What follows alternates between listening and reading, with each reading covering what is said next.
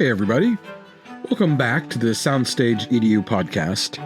I'm Mike, your friendly neighborhood fine arts dad, production guy, and mentor for parents and boosters everywhere.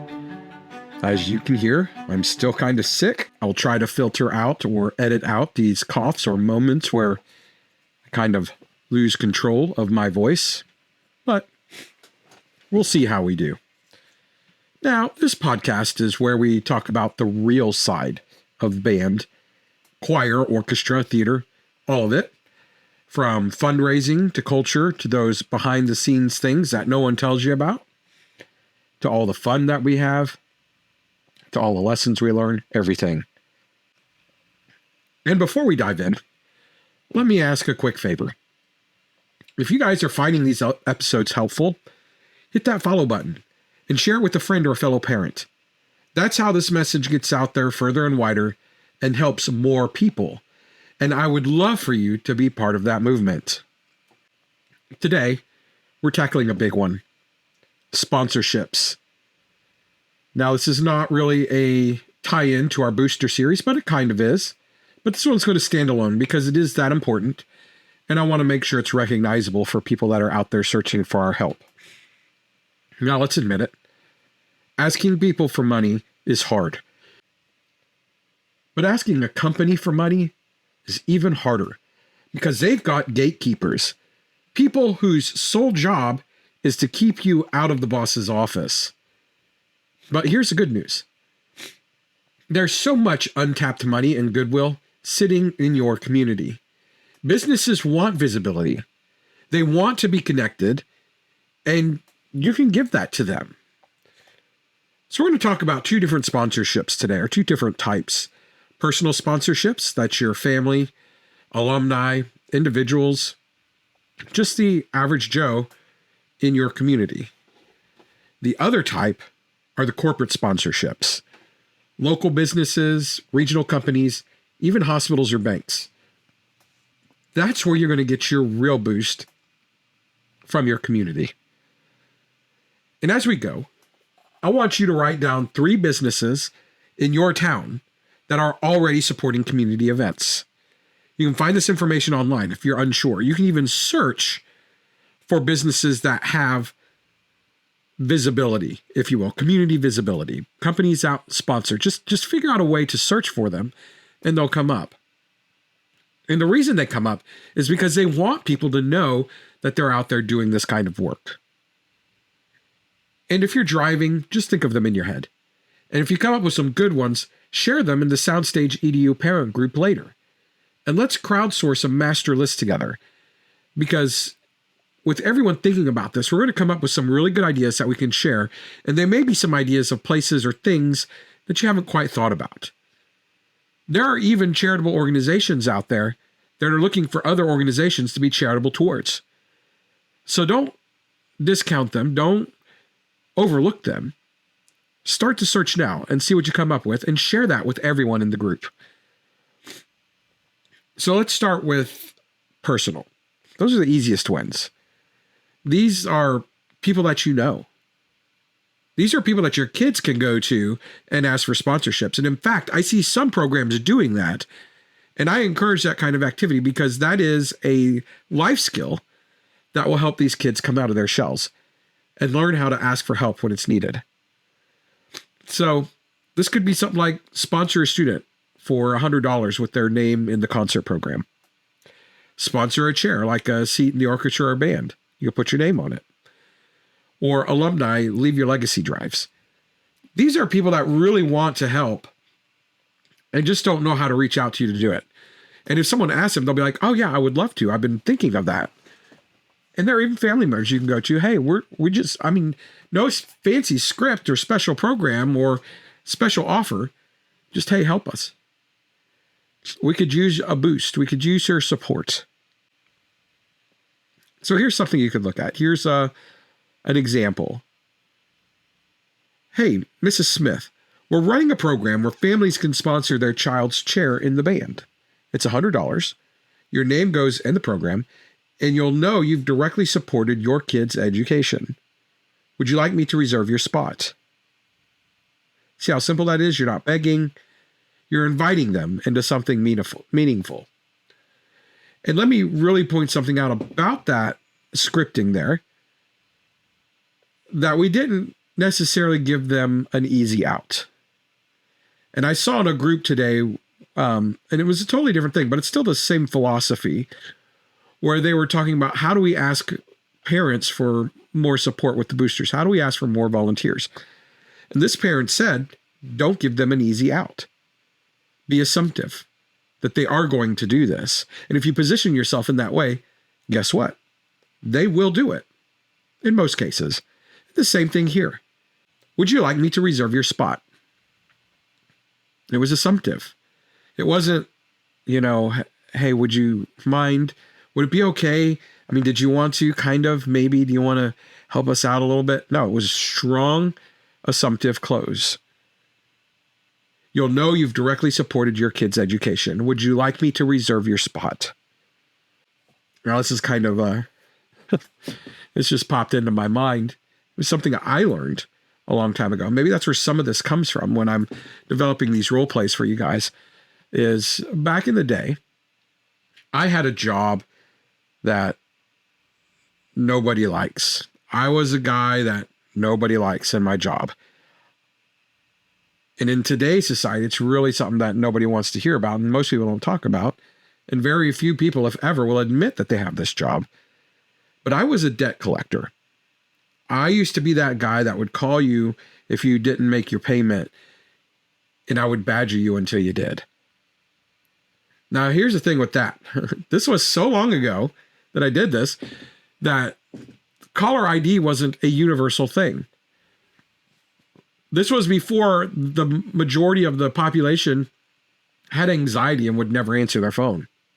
People answered their phones back then. It's wild now that I think about it. But listen, a lot of the training we had was on the hard sale.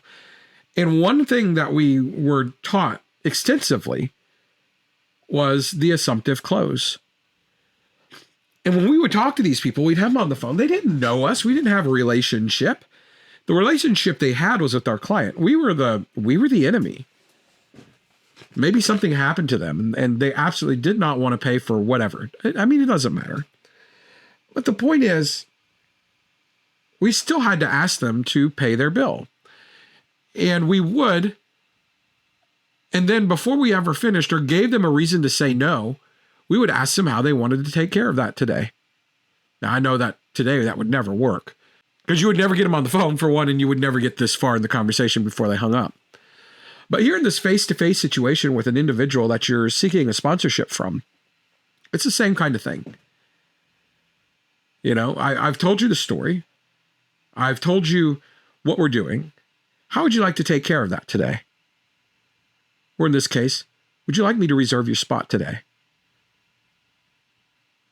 People will respond better when you're telling them what to do. And I'm not saying be a bully, but you do need to help them make the decision, because some people just won't make a decision. We have decision paralysis, if you will. But if you go in there and you say something assumptive, would you like me to reserve your spot today? You'll have a much easier time getting a yes out of that individual. So if your group has ever tried anything like this, or if you've personally sponsored a student in another activity, post about it in the group or even tag us on Facebook. I'd love to hear what worked from your perspective. Tell me what worked for you. Or if you've run sponsors for other people and you collected sponsorships, what worked in your situation? What gave you the most success? I promise, if you write these things down, if you've been on that side, you're going to see a pattern emerge. And those are the patterns that we need to capture here to share with everybody to help them be more successful. So now for the big sponsorships, corporate sponsorships. Those are the scary ones. And the truth, this is the message I want to drive home to you guys, because I know where the hang up comes from. So rather than just approach it directly, we're going to kind of talk about it so you can see it from a different perspective. What I need you to understand is that when you're going to a business and you're asking a business for help, you are not asking them for charity. If you go to them with that posture of you're seeking a charitable offering, they're going to throw up more defenses than you're ready for. they're going to shut down. They're going to shut you down because they're not there to give out charity. That's the bottom line. We would love to think that the businesses out there want to give us charity, but they do not. They're looking for an exchange. And you need to realize that you are offering them marketing value. That's the mindset shift right there. You need to get your mindset out of I'm seeking charity and switch to I am offering them marketing value. Something that's valuable for the visibility of their business. Something like restaurant logos and programs or on social media. Banks with banners at football games. Car dealerships with their logo on your band trailer. I mean, there's so many different options and things to offer them to give them that value that you just may not have thought about it. And again, and then the same with the last group, share with us on Facebook or here on the comments in Spotify or even in the parents group in the post that announces this episode's release. Tell us things that you've offered or things you've seen that you believe would work. Let's start getting the idea wheel moving. So I want you to take 30 seconds, in addition to what I just mentioned, to think about one business that your booster club already spends money with. Print shop, grocery store, restaurant, local caterer, uniform shop, instrument shop. You guys do use businesses. So write down one of the businesses that you guys already spend money with. That's your first target. Why? Because you already have a relationship. So write that down, put that in your pocket, file it away somewhere so that you can come back to it. So how does it work? I mean, what are the words that we say? Because that's really what people want to know. It's like, well, what do I say to them? I mean, once you got them there, what do you say? Besides clam up, right? Palms sweaty. Okay. Throat's dry. You're nervous. And that's okay. So let's practice a couple of these. So here's a scenario. Doesn't matter what the business is. Let's pick one of my local ones, a grocery store. It's called Price Chopper. Okay. So I walk into Price Chopper. I'm speaking with the store manager because that's probably where you got to start before you get to the marketing manager. They'll either point you to it or maybe you'll know. I mean, there's different steps you can take. And we can go even further in depth on this stuff. But let's just say you know the person and you get into the office with them or you get face to face with them at the grocery store, right? Hey, I'm Mike with the Gardner Edgerton Boosters. We've got 200 families involved and over 3,000 people attend our events each year. We'd love to feature Price Chopper this year as a sponsor. Can I tell you about the options? See? No begging, business opportunity. You're not asking for help. You're asking if you can tell them about the options. And maybe that manager will say, send us an email. Your line? Absolutely. Who should I follow up with directly to make sure it gets in front of the right person? So write that down. Write that down, friends. Who should I follow up with directly? That's the key to unlocking doors. And hey, if you use that line, tag me in the group and let me know how it went. I want to celebrate your wins too. So I kind of ran these scenarios for myself for other things. And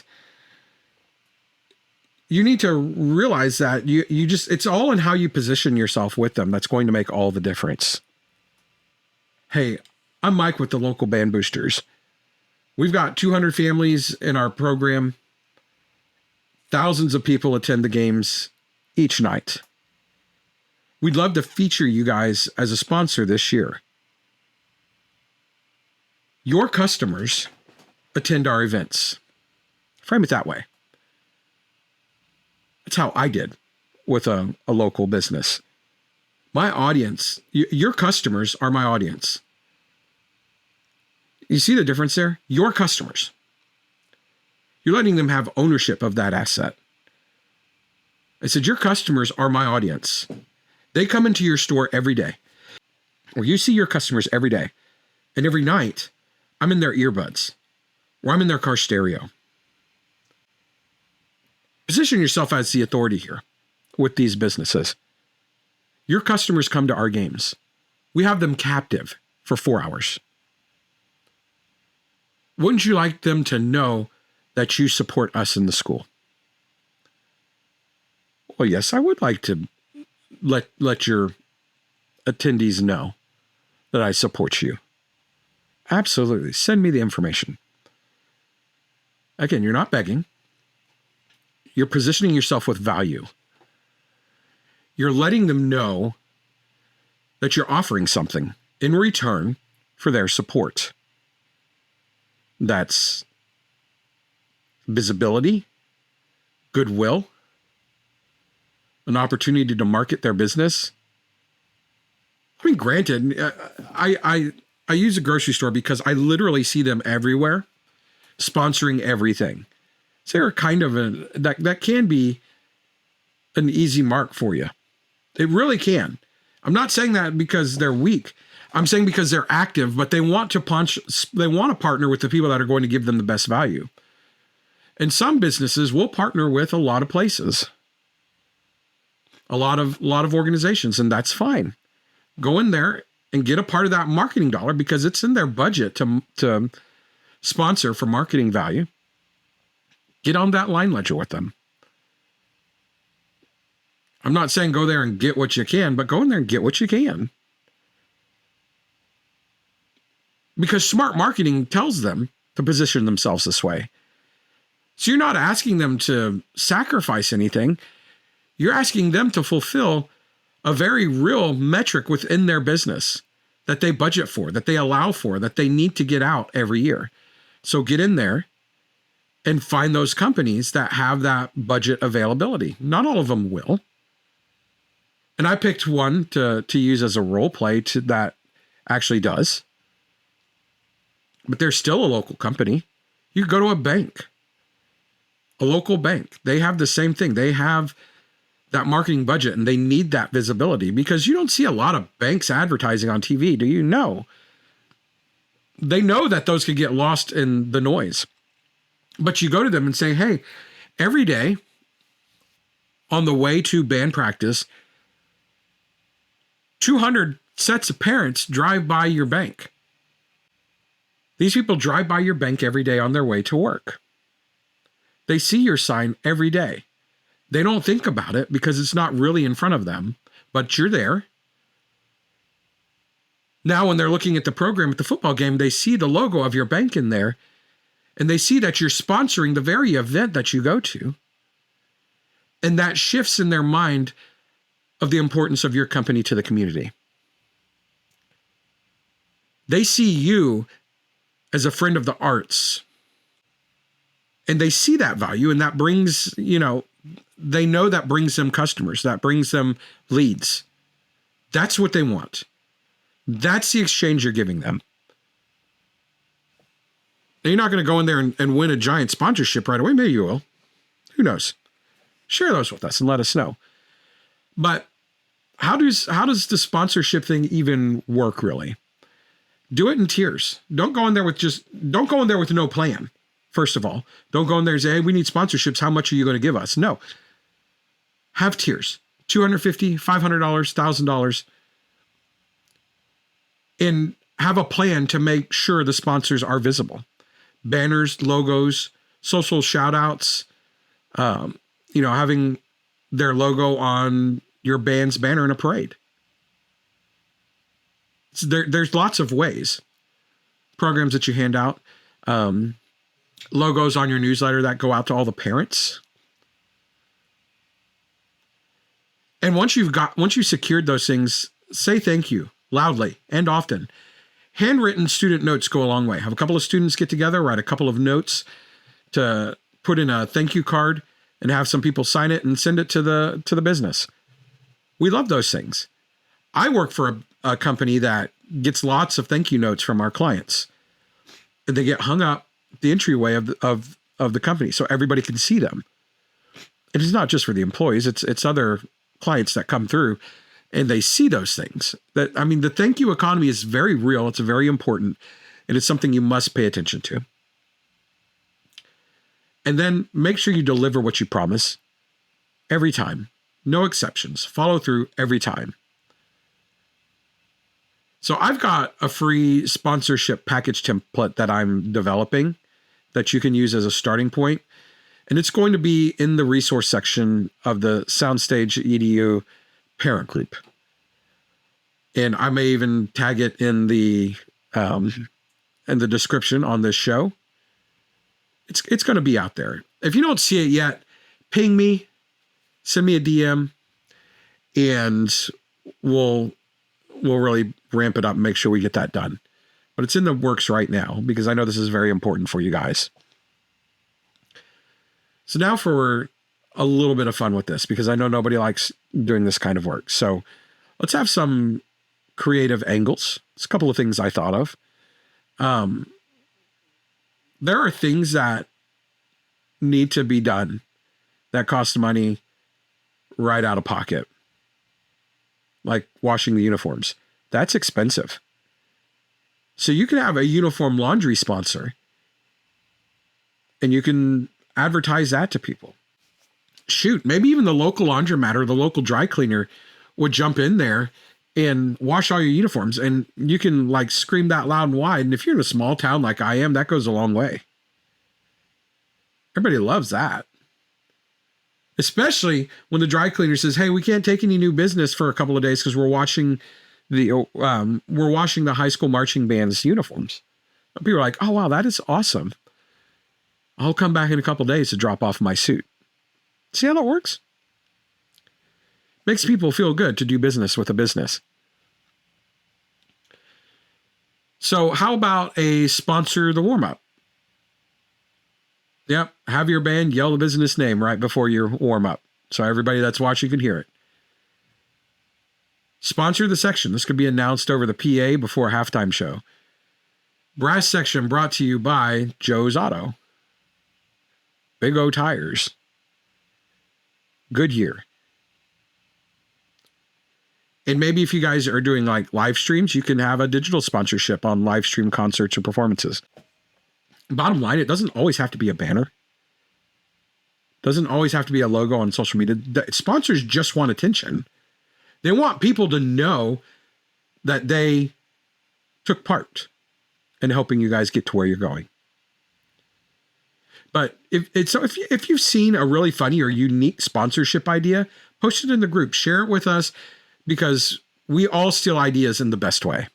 And we all need the help. Crowdsource. I mean, that's been a thing for a while. Let's use it here. You have great ideas. Let's make it fun. Let's find creative ways to attract sponsors. And if you want more information on how to do this, just reach out to me and I'll gladly walk you through some of these things on my own. Because I know every situation's unique. Every region's different. Every city's different. Every kind of business is a little bit different. And it requires a little bit of creativity and special thinking in some cases to make sure you hit them just right. You don't want to go in there with a Filofax template and just hope for the best. You know, you want to go in there smart. You want to go in there strategic. You want to go in there to be able to break down those walls quickly with them to cover the most ground. And most importantly, you want to be able to get past the gatekeeper, because every business has one. They have a person whose sole job is to stop you. Because although they want to give out the money to help people, to get that visibility, to get that marketing value, they're going to also vet you in a way that makes sure that you are indeed the kind of organization that they want to sponsor. You got to have tenacity. And not only do you have to have tenacity, you have to have heart. You have to have a reason. You have to help them buy in emotionally to what you're doing, or they just won't do it. But I get it. Sponsorships can feel scary, but they don't have to. Just like when you're seeking help from other parents within the booster organization, it's the same thing. You are not begging. You are inviting. You are offering value. And when you do it right, sponsorships bring in the big money that makes your program sustainable. That big school down the street that seems to have all the money, it's not because they have richer parents. Maybe it does, but not always. Usually it's because they have a big sponsor. And it's not because some daddy works for the large engineering firm down the street. No.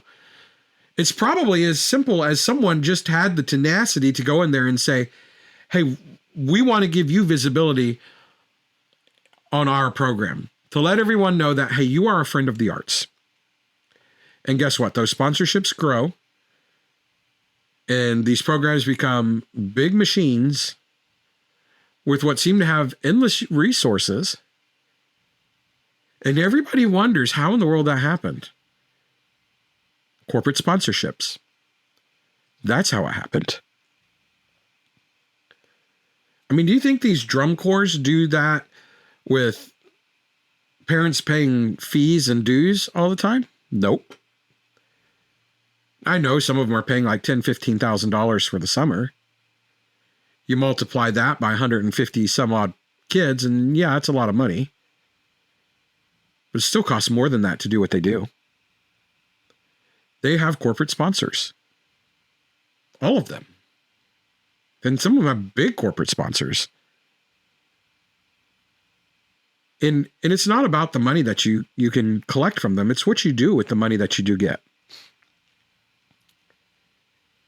It's the value that you give them in return that determines how much they're going to keep giving you from year after year. So don't turn away from sponsorships just because you're scared. Understand that they are a huge opportunity waiting for you. And once you learn how to crack that shell and get yourself in the door and finding a way to that resource, things can start to change dramatically for your program. And it no longer becomes a stressful thing of how are we going to afford to repair these uniforms? How are we going to afford to repair these instruments? How are we going to afford to go on this trip? How are we going to afford to give these kids the opportunity that we feel they deserve? There's plenty of resources out there. Well, we just have to know where to find them from. And in every city, every metropolitan area, there's a company out there waiting to support you. So go out there and find them. You're not begging, you're inviting. You're offering value. So here's what I want you to do. Hit follow on this podcast so you never miss an episode. Share this one with your booster officers or your fundraising chair because they need to hear it. And then jump into the SoundstageEDU parent group on Facebook to grab the free sponsorship package template and join the conversation. Because together, we can make sponsorships less scary, more doable, and way more successful. So thank you for being here. This is Mike, and again, this is a SoundstageEDU podcast. We're going to get through these sponsorships together, and I'm going to be there with you if you need me to be. I'm ready to help you guys, because if I can do it, certainly you can do it too. So let's join one another on this journey, and remember, let's raise the bar together.